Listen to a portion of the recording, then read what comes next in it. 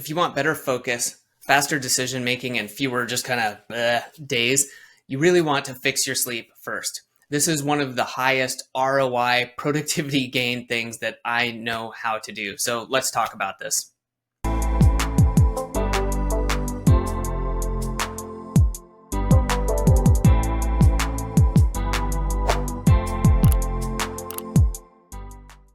I'm Adam with the Productivity Academy. And like I said, I want to talk about sleep and how this can really be kind of a superpower if you're able to consistently get good sleep. And if you're not, you definitely want to be fixing this, before employing some productivity hack or trying to build some sort of system. If you have not fixed your sleep first, then you definitely want to look at this. So, sleep is wonderful for you. Of course, you need it. You literally will lose your mind and can die from lack of sleep. So we're going to assume we're not there. If you're there, please go to the hospital, get yourself taken care of. But if you're just having, times when you're tired, you see a couple of times a week where either you're staying up too late, there's things you're not sure of yet that are maybe affecting your sleep, which we'll talk about today. And you just know that you could be doing better. You could feel better. You could enjoy your day more and actually be more productive. Then this is definitely going to help you out. And like I started out with, sleep really helps you out in many ways. It helps you be in a better mood. It's going to clear out kind of mental clutter. And when you're sleeping, there's a lot of processes that are going on there that we're still discovering some of. And when I say we, I mean scientists. That is so important. And you maybe when you're younger, you could get away with less sleep and you could pull an all-nighter and go and take that test or do whatever. As time goes on, that is definitely not the case. So what you want to do is to work at what you can for your sleep, so that you have the attention, you have the focus, you have the ability to continue to output, and it really helps even everything out and lets you perform at your best. Okay, so let's talk about a few ways that you can actually go about this. Now, there's a handful of things you can do. Again, I'm going to say if you try some of these things and you really stick to it for a week or two and you're noticing that you're still having trouble sleeping, you may want to consult a medical professional. This is just general advice that will work for most people. But if there's an underlying condition, something like that, you probably want to get looked at and have that taken care of. So first one is hydrate, hydrate smartly. Don't overdo it. Depending if you already have to get up and go to the bathroom in the middle of the night, maybe you don't want to be drinking, past maybe an hour before bed, whatever that might be, but you do want to stay hydrated. That's going to not only help you sleep, but you're also going to feel better when you wake up, potentially keeping some water nearby. If you wake up and you're thirsty, you could have that. All right. Second thing, which I think is probably one of the most important ones these days and for the foreseeable future, is keeping your phone out of reach. Ideally, keep your phone out of the bedroom. And when you go into your bedroom to, if you read before bed, you do anything, I'm assuming you're not just immediately falling over into your bed. It's a great time to, get away from screens. And I know that the general advice is, don't look at screens for maybe hours before bed. I don't think that's very realistic. I think I've met one or two people who really follow that.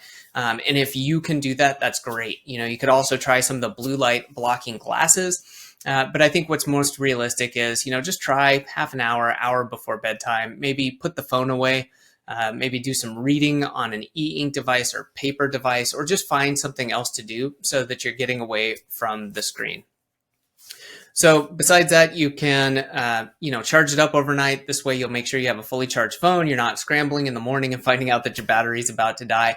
And if you need it, put up a reminder. I've done things, I still have it outside the bedroom after 9 p.m., put the phone here, got the charger there, and then put it there. Is it perfect? Does it work every single time? Nope. But it does happen most of the time, and it happens a lot more than if I hadn't done that. So sometimes it helps just to remind ourselves. So what's next? Well, let's go with the consistent sleep window. Okay, your body is definitely built for routine, and it will definitely appreciate that and you sticking to it. So what I mean by this is pick a time or a time range when you can go to bed and really do your best to stick to that. Even if you can on the weekends. So maybe, it's 10 to 6, you're getting kind of an 8-hour window there, or you're more of a night owl. It's midnight to 8 a.m. whatever you can do, you really try to stick with that. And one of the advantages of that is if you stick to it and you have some realistic hours, you're going to be more fully rested, and it's more likely that you'll sleep through the night instead of kind of bouncing around and your body being confused and probably waking up and not getting adequate sleep. There's a lot of research around this. Again, I'm just sharing the kind of surface level, what you need to focus on. If you're interested in that, I highly suggest doing some more research on this. But I've found it to be incredibly true for myself. And most of the other people I know, that sticking to this roughly, within an hour or so really helps over time. And adding on to not just the time, but the environment. Okay, most people enjoy cool but not cold. Obviously, some darkness. If you need help with any of these, you can make simple adjustments. I think this is where people maybe get hung up, where it's like, oh, I heard this announcement on the podcast for this $5,000 sleep system that helps keep me cool. Well, yeah, but you could also just buy a fan and stick it over there for $20, and that might work too.